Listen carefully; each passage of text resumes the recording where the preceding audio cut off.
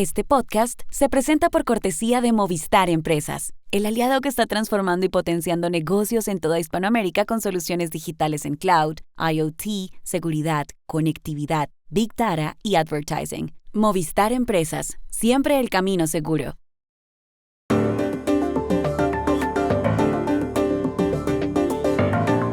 James Robinson, ganador del Nobel de Economía, habló ayer con nosotros sobre los buenos y los malos gobiernos de América Latina.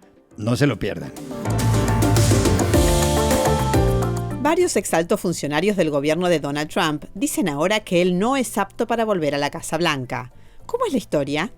Arturo Pérez Reverte habló ayer sobre su última novela con la prensa extranjera en Madrid. ¿Ha influido en su obra la literatura latinoamericana?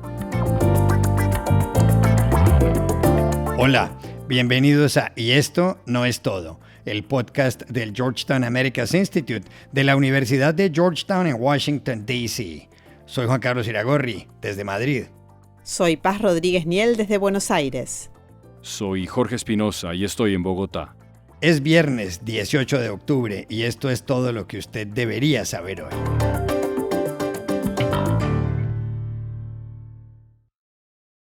El lunes, la Real Academia Sueca de las Ciencias anunció a los ganadores del Premio Nobel de Economía.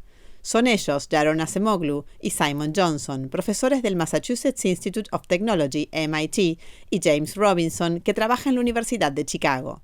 Ayer logramos entrevistar a Robinson sobre la tesis principal de sus investigaciones. Le pedimos entonces que nos diera un ejemplo de alguna institución en las Américas que haya estimulado la prosperidad y el progreso, y de otra que haya generado desigualdades y atraso.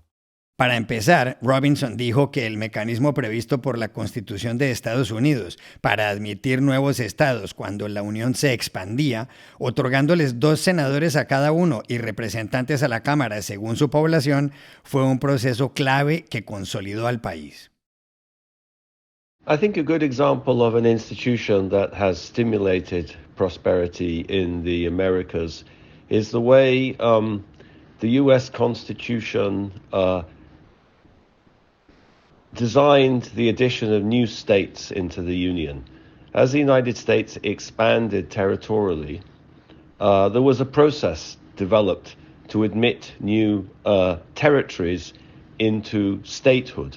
That process guaranteed them ultimately representation in the Senate, 2 senators, the same number of senators as the original states that had written the Constitution.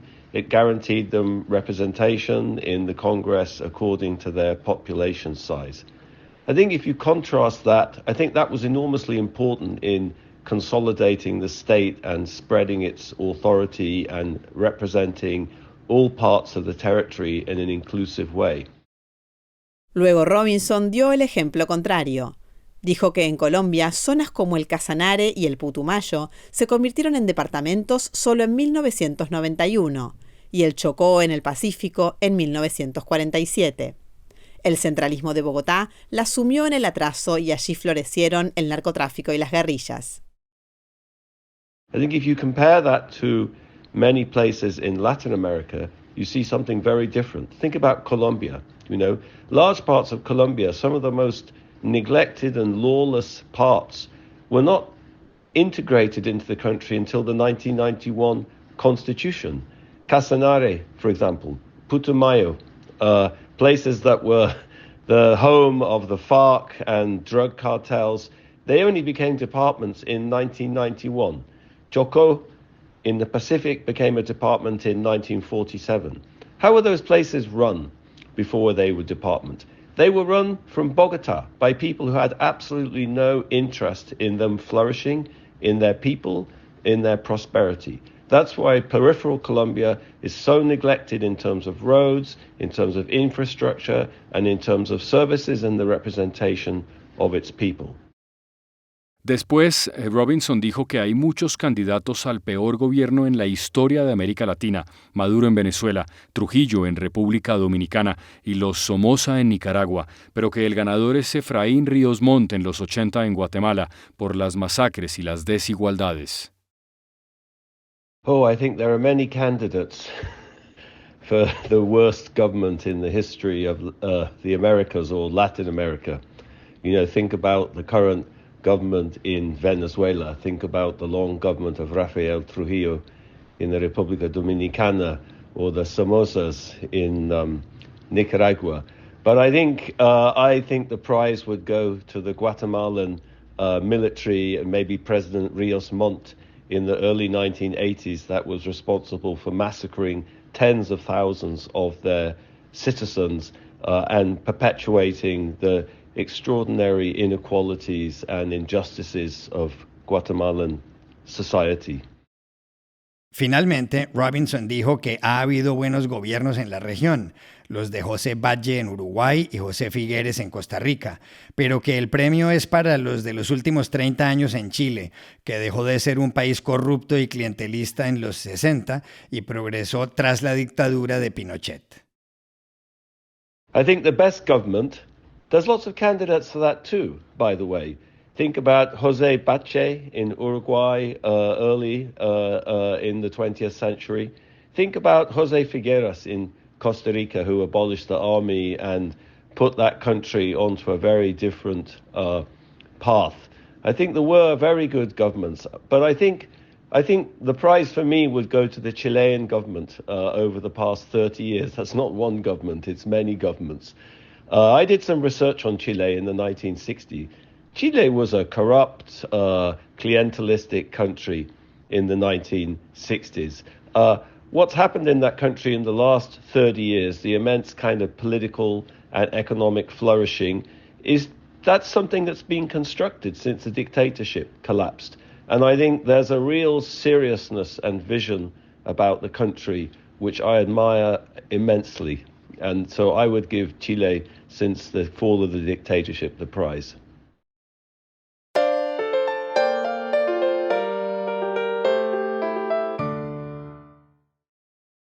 18 días faltan para las elecciones presidenciales en Estados Unidos. Las encuestas esta semana dan un empate técnico. La de Fox News le otorga el 50% del apoyo popular a Donald Trump y el 48% a Kamala Harris. La de Reuters, el 47% a la vicepresidenta y el 44% al expresidente. El miércoles, Harris le dio una entrevista a Bret Baier de Fox News. Él le preguntó por la criticada gestión de los asuntos migratorios en el gobierno de Joe Biden. Harris respondió más adelante que su gobierno no sería una continuación del que encabeza el actual presidente. Let me be very clear.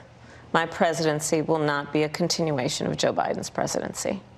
And like every new president that comes into office, I will bring my life experiences, my professional experiences, and fresh and new ideas. I represent a new generation of leadership. En la entrevista, que fue vista por 7,1 millones de personas, Kamala Harris criticó que Donald Trump hubiera afirmado que el enemigo de Estados Unidos está dentro del país. Bret Baier le preguntó por qué entonces a Trump lo apoya medio Estados Unidos. Un asunto que puso sobre la mesa Kamala Harris es que varios republicanos que trabajaron en el gobierno de Trump entre 2017 y 2021 no lo apoyan actualmente. ¿Por qué? ¿Cómo es la historia? Llamamos ayer a Washington, D.C. a nuestra compañera, la periodista Dori Toribio.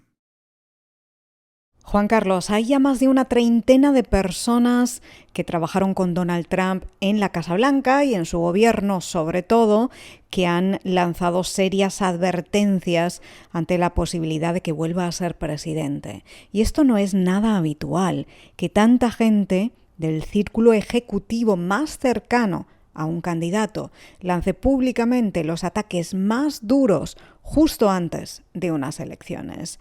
El más reciente ha sido el general Mark Milley, quien fuera jefe del Estado Mayor Conjunto de Estados Unidos durante la administración Trump.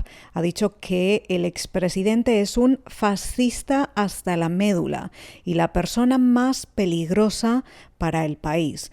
Todo esto en declaraciones recogidas en el último libro del legendario periodista Bob Woodward, a lo que hay que sumar comentarios críticos de otras figuras en la cúpula de defensa de entonces, como los dos jefes del Pentágono de Trump, James Mattis y Mark Esper, que aseguró que Trump es una amenaza para la democracia.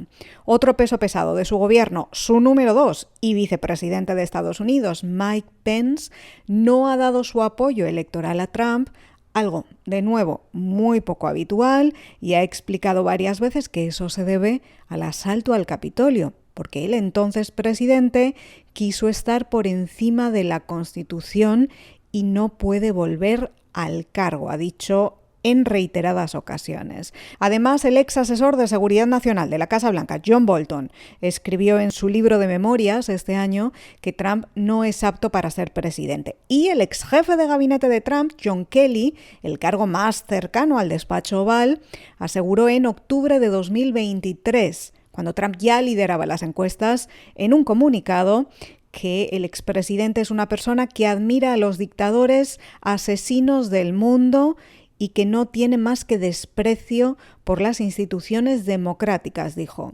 terminando el comunicado con que Dios nos ayude. A estos ataques se sumaron varios secretarios de su gobierno y múltiples cargos del equipo de comunicaciones de la Casa Blanca, incluida la ex portavoz Stephanie Grisham, que estuvo en la convención demócrata en agosto, algo, insisto, muy poco habitual, diciendo que ella vio de primera mano que Trump es una persona sin moral ni fidelidad a la verdad y que está aterrorizada de que gane en noviembre.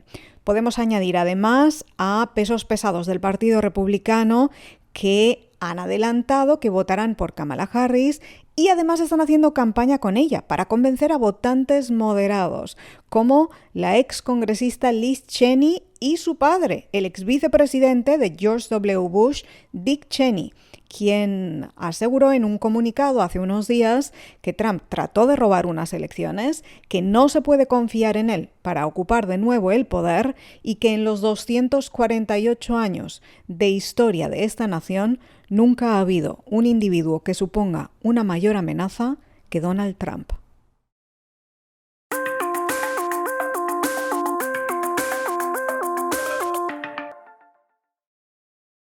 Este podcast se presenta con el patrocinio de Tecnoglass, el poder de la calidad. Tecnoglass es la compañía líder en la manufactura y comercialización de vidrios, ventanas y fachadas para el mercado de la construcción en Estados Unidos y el mundo. Para mayor información, visite nuestra página web www.tecnoglass.com. Ayer, en la Asociación de la Prensa de Madrid, el conocido escritor español Arturo Pérez Reverte presentó su más reciente novela, La isla de la mujer dormida, ante los corresponsales extranjeros. Es un relato de mar y espionaje, todo en las islas griegas y durante la Guerra Civil Española. Pérez Reverte, de 73 años, ha vendido más de 25 millones de libros y su obra ha sido traducida a numerosos idiomas. En su encuentro con el Círculo de Corresponsales fue brillante y provocador. Dijo, entre otras cosas, que la inspiración es una gilipollez y agregó más cosas, ¿o no, Iragorri? Sí, Espinosa. Yo le pregunté si, aparte de los clásicos franceses, esenciales para él, ha recibido alguna influencia de la literatura latinoamericana, de autores del boom como Julio Cortázar, Carlos Fuentes, Mario Vargas Llosa o Gabriel García Márquez. Y esto contestó. Pues no, García Márquez ninguna. El boom me pasó ni me salpicó. Quizá porque yo estaba fuera ya y... Claro, me pasa una cosa. Y esto no sé, que no suena a desprecio porque no es desprecio, ¿eh? Claro, yo crezco en una casa con biblioteca paterna y materna.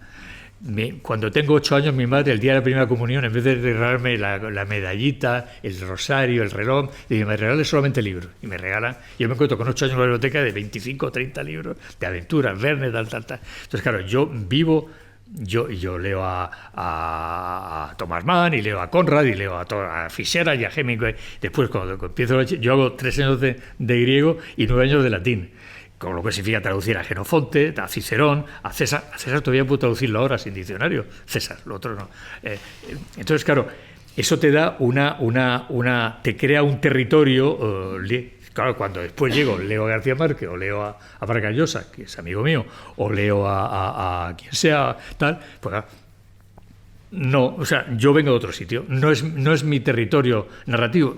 Si hubiera empezado con ellos, sí, pero empecé con otros. Entonces, claro, no son los míos. Entonces yo, el boom, a mí no sé. 100 años de soledad, para mí es un libro más. Sin embargo, hay 2 autores argentinos, 3 autores que me marcaron mucho. Uno fue el mexicano Juan Rulfo.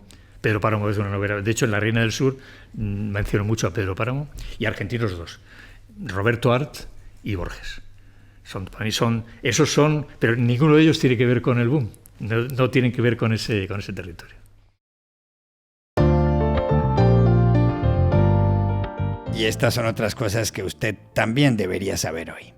Israel mató ayer en Rafah, en el sur de la Franja de Gaza, al líder de Hamas, Yahya Sinwar, que fue el arquitecto de los atentados terroristas del 7 de octubre, que dejaron 1.200 muertos. La muerte ocurrió de forma fortuita, cuando 3 soldados israelíes abrieron fuego contra militantes de Hamas en un edificio abandonado. Allí encontraron a Sinwar, de 61 años, que había reemplazado al jefe máximo del grupo, Ismael Haniyeh, muerto en un ataque israelí en Teherán el 31 de julio. Tras exámenes de la dentadura y el ADN de Sinwar, el primer ministro israelí Benjamín Netanyahu dijo que este puede ser el principio del fin de la guerra y confirmó que el líder de Hamas había sido eliminado. אני ניצב בפניכם היום כדי לבשר לכם שיחיא סנוואר חוסל. Por otro lado, el presidente de la Organización Mundial de la Salud, Tedros Adhanom, le pidió ayer a Israel que deje entrar la ayuda humanitaria a Gaza, donde las tropas israelíes han matado a más de 40.000 personas.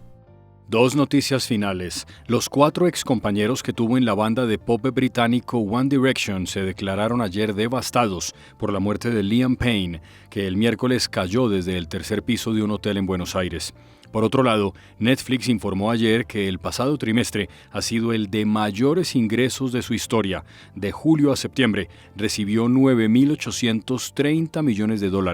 Además, sus ingresos netos crecieron un 41% hasta los 2.360 millones. Series como Emily in Paris, The Perfect Couple y Nobody Wants This son parte de la explicación.